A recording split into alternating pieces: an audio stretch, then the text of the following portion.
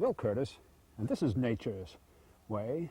It was Charles Darwin that said, there's no doubt there's no other creature in this world that has done more for mankind than this lowly, organized creature.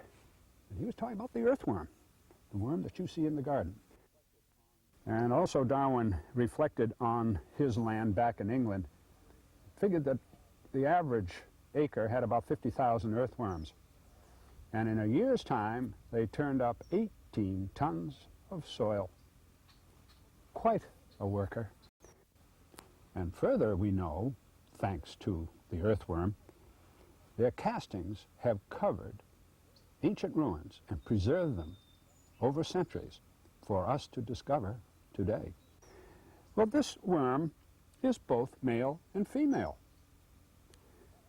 And for reproduction, two worms come together, stomach to stomach, and pass sperm from one segment to a segment on the other earthworm, a capsule in turn.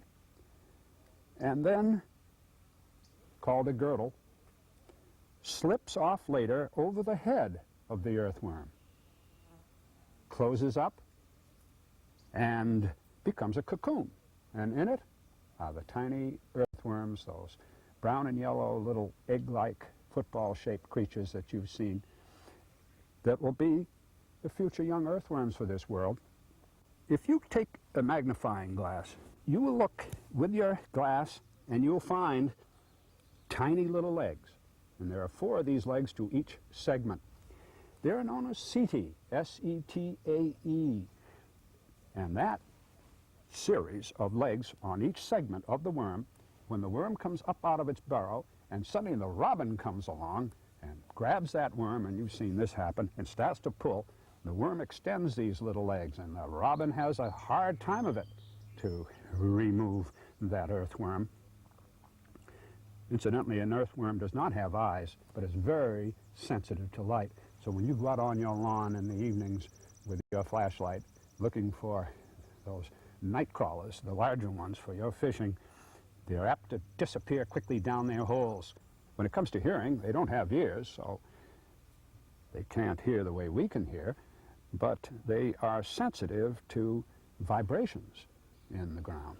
And particularly when the predators are about, of course, predators being the robin that we see pulling away at the earthworm, and then, of course, the man who comes along with his rototiller and his hoe and his forks of various kinds pitching into the soil, and that'll cause a toll on the earthworm, as well as moles and shrews and so on.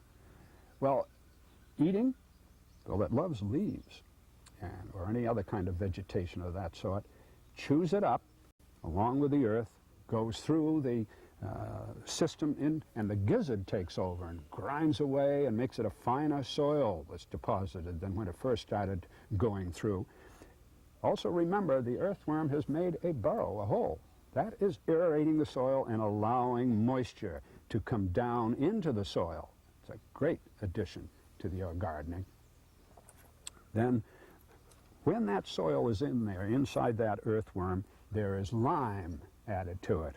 And what could be a better mixture? Fine soil and lime for your garden? What could be a better helper than the earthworm? Will Curtis, and that is Nature's Way.